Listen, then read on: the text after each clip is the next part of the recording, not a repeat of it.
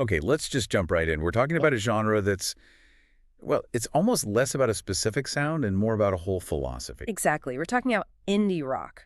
And if you really want to understand how music making changed forever, I mean, how the power shifted from these huge corporations to like kids in their garages. This is the blueprint. This is absolutely the blueprint. The whole idea starts with that word, right? Indie, independence. Right. It really kicks off in the 80s in the UK and the US, and it grows directly out of punk rock. It took all that rebellious energy. That refusal to just, play the game. Exactly. But it turned it into an actual viable way of doing things. The whole point was to create a system that completely bypassed the major record labels. It wasn't just an artistic choice. It was like a strategic one. So why? Why did musicians want that independence so badly? Was it just about the art? It starts there. I mean, first and foremost, artists wanted total creative control. They didn't want some executive in a suit telling them to make the chorus catchier or to cut a guitar solo. So they would record in, what, small studios? At home? Both. Anywhere they could to keep the sound authentic and raw. The goal was always artistic integrity over making a huge profit. And that freedom, that's where all the experimentation in the sound and the lyrics comes from. Which brings us to this DIY idea, do it yourself. That seems to be the engine behind the whole movement. It is the absolute heart of it. DIY meant the band handled, well, everything. They weren't just writing and playing songs. They were basically running a small business. A very small business. They were designing their own album art. They were booking their own tours, managing their own promotion, which back then was mostly, photocopied flyers and fanzines. And even making their own merch. Right. I've heard stories about bands screen printing T-shirts in a basement. Oh, absolutely. That was super common. And that approach, it creates this incredibly close relationship with the fans. Because the fans know the band is doing all the work. Right. They appreciate music that's made without any corporate fingerprints on it, and it made the whole music industry feel accessible. You didn't need $1 million contract to make a record that people would hear. Okay, so that's the how. Let's get into the what, the sound. If you strip away all the philosophy, what are the musical building blocks of indie rock? The basic setup is pretty standard rock and roll. You've got electric guitars, bass, drums, and of course, vocals. But it doesn't sound like standard rock, does it? Not at all. The sound is melodic for sure, but it's deliberately unpolished. It actually embraces the imperfections. So mistakes were okay. More than okay. They were sometimes the point. A key characteristic is this heavy use of guitars, often with like a lot of distortion or feedback. And the vocals can be all over the place. Totally. It's all about emotion.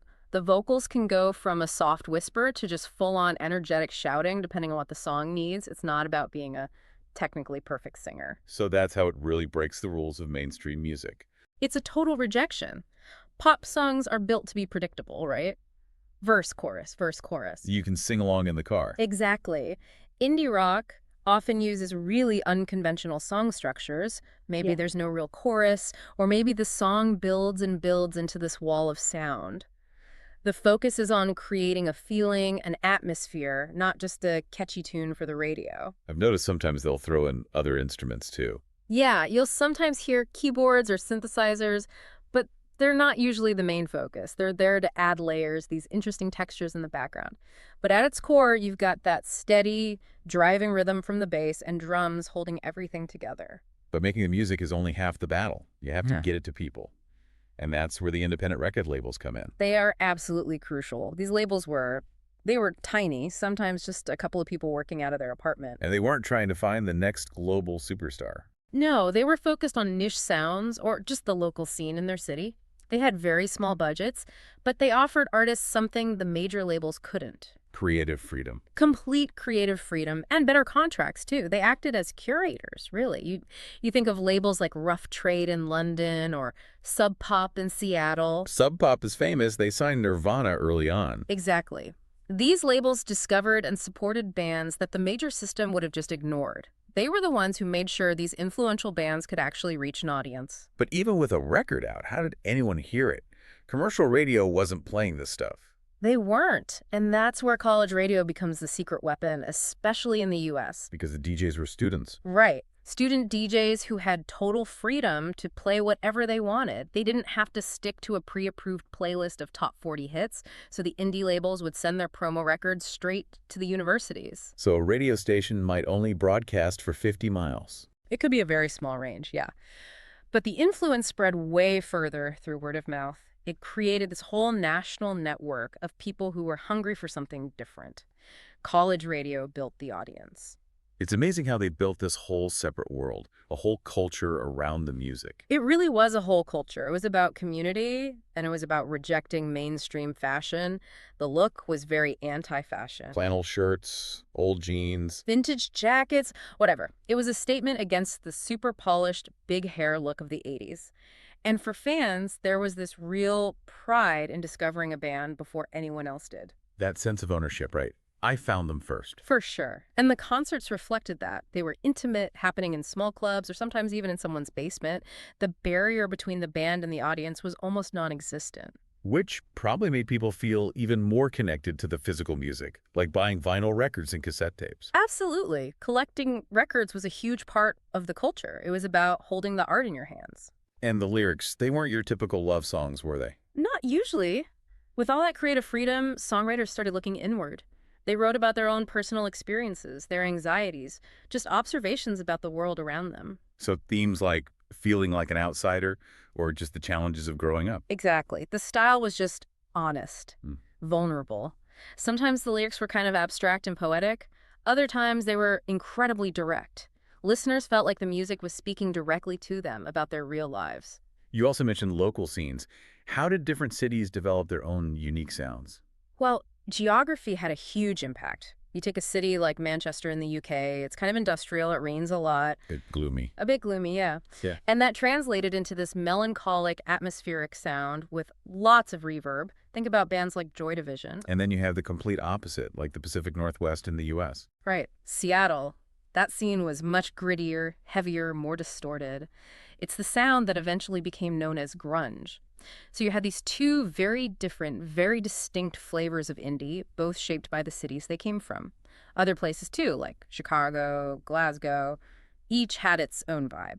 It's like the city itself is a member of the band. That's a great way to put it. The scene, the venues, the weather, it all played a part. So how did the genre keep going? How did it evolve past its origins in the 80s and 90s? It survived because it was never afraid to change.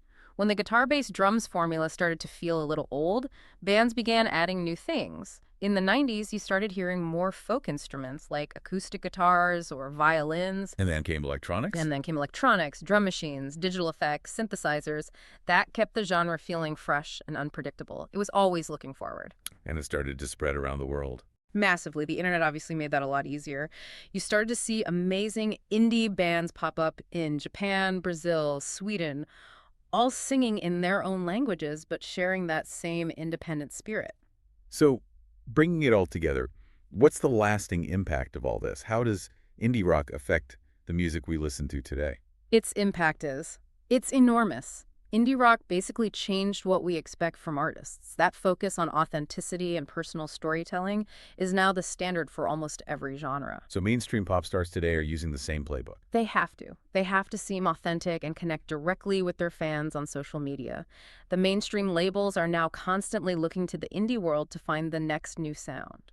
So the movement proved you don't need a massive budget to change culture. It proved that creative control and a strong community can be way more powerful than a huge marketing budget. That's the real legacy. So I guess the final question is, did the indie movement win the war, or did the mainstream just figure out how to sell independence?